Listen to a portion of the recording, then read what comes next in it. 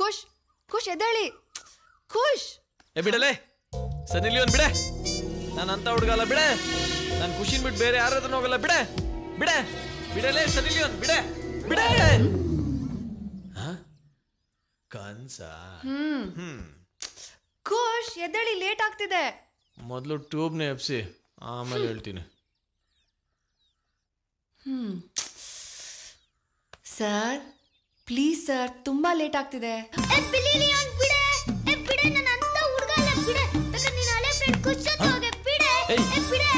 Tube ಹೇಳೋ puncture ಮಾಡ್ಬಿಡ್ತೀನಿ.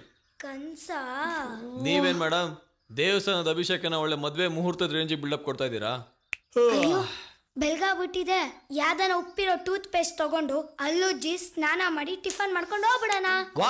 Super idea ನನ್ ಚಿನ್ನ. ಸರಿ ಈಗ ನೀವು ಮಲಗ್ಬೇಕು ತಾನೆ? ಬೇರೆ ಕಡೆ ಮಲಗಿದ್ರೆ ಓಕೆನಾ? ನಾವ್ ಆ ರೀತಿ ಹುಡುಗರು ಅಲ್ಲಪ್ಪ.